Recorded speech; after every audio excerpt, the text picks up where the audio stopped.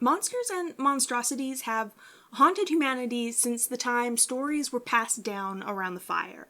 They lurk between our pages and terrorize the screen.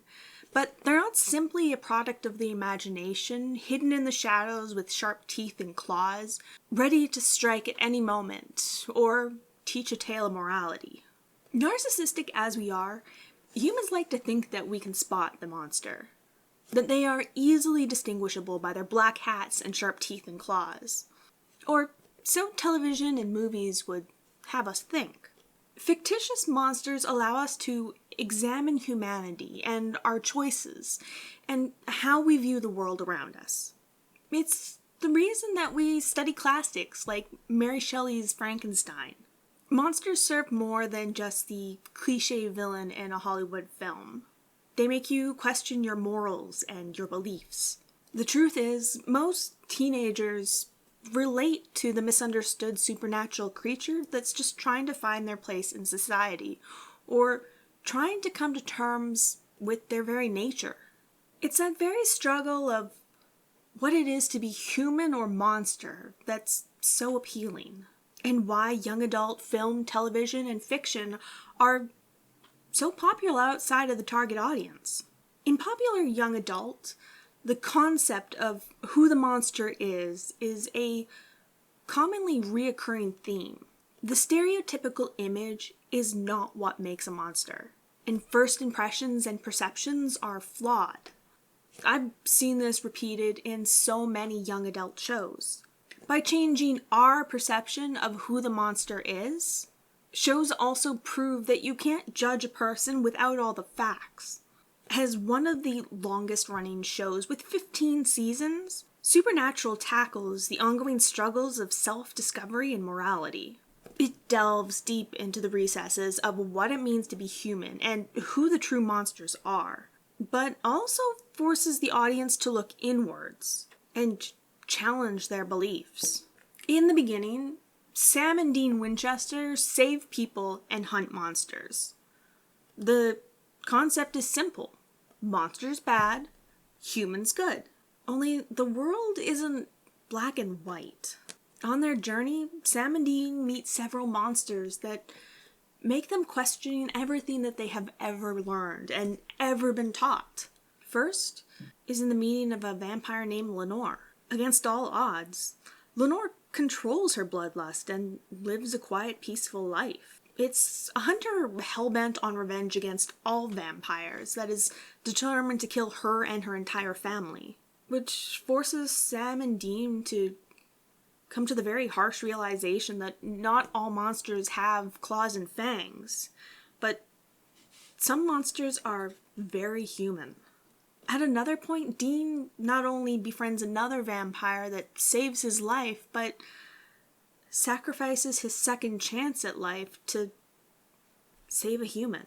They even encounter an entire colony of God-fearing, church-going werewolves that are far more welcoming and open than most humans I've met. When we first meet Derek Hale and Teen Wolf, everything about him screams monster. As a werewolf, he may be a predator, but that doesn't mean he is a monster, regardless of what we are led to believe. He lurks in the shadows, he has fangs and claws, and death follows him. But appearances are deceiving. Derek has a super villain's dream origin story, but he chooses to be a hero, even after he's lost everything, and that includes himself on occasion. Unlike his Uncle Peter, who instead quenches his thirst for revenge by murdering everybody he believes is responsible for his family's death. He and Derek suffered the same tragedy and dealt with it in very polar opposite ways. Derek may have made mistakes, but to err is to be human, and in many ways, Derek is more human than many of the humans in the show. And he never stops trying to do the right thing, choosing to put his life on the line to protect his family and friends. And on occasion, complete strangers. Which only goes to prove that you can't pick out the monster just by looking at them. Fear of what we don't know and what we don't understand and those that are different is why the concept of the monstrous has such power over us. Just look at the ignorant attitudes of people who lash out at the Muslim and Black communities just because what they believe or how they dress or how they appear is different. Everybody is different, and that diversity should be embraced. Teenagers know all too well the pains of not fitting in and puffed up bullies that lash out. It's that perception of something different being bad that makes Oz's story in Buffy the Vampire Slayer all that much more compelling. He was a regular human until one day he was accidentally bit by a werewolf, and then overnight, his entire life changes. It becomes one of hiding and fear. Monsters come in many different forms, and often not the ones that you expect. In Buffy, the initiative sees Oz as the monster, but he's not the one capturing and torturing creatures. They are. And the truth is that a monster can't simply just be picked out of a lineup because you see them grinning sinisterly and twirling their mustache. They are seductive and friendly and unassuming. Some of the most prolific serial killers and rapists were friendly and approachable. Derek may have the teeth and claws and the scowl to match, but Kate Argent has a pretty face, and that is much more dangerous. She's also completely human, and burned 8 people alive, because in her sick, deranged mind, they were the monsters. When the world goes to war, it's the innocent that suffer. Only some of Kate's victims were werewolves. Some of them were human, just like her. Some of them were children. Not only did she murder innocent people, but she also seduced and manipulated a 16-year-old boy with false promises of love so she could murder his entire family. To her, sexually assaulting a child was right because he was the monster. He wasn't human. She was. Guilt is what sets a monster apart from what it means to be human. One of the most famous guilt and redemption stories from popular culture is Angel from Buffy the Vampire Slayer. After years spent as a soulless vampire that slaughtered hundreds for sport, he is cursed with a soul.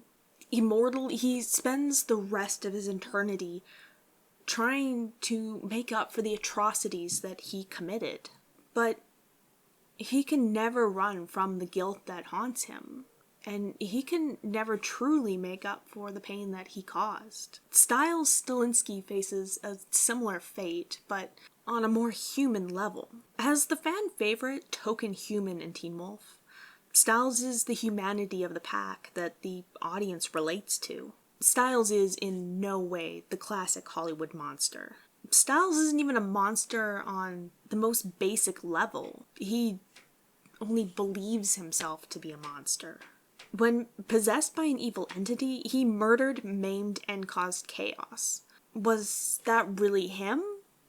No, but that in no way lessens the guilt he feels. Later, he causes the death of Donovan in a very clear act of self-defense.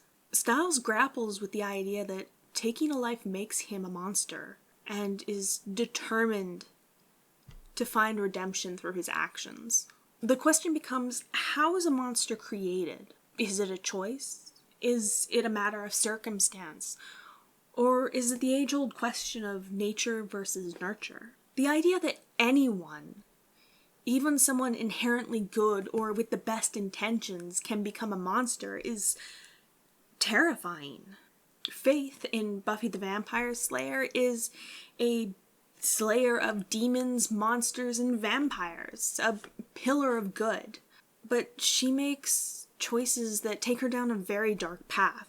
After committing a monstrous act, even by accident, she loses hope and slowly becomes the monster that she was born to slay. Sometimes the larger battle is not giving into the darkness because the monstrosity itself is the easier path.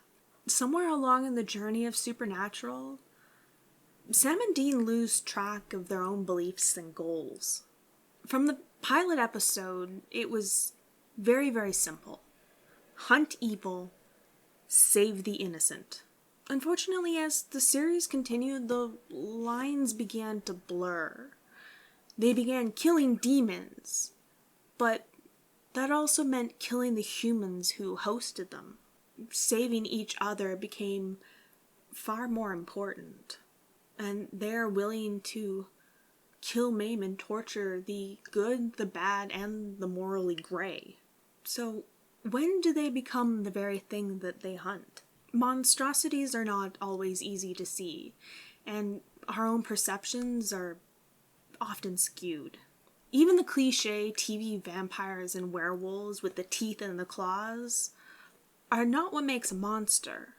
On a fundamental level, we relate to the struggle of who is a monster, which makes the representation of a monster that much more appealing to us. I think Lydia Martin said it best. Not all monsters do monstrous things.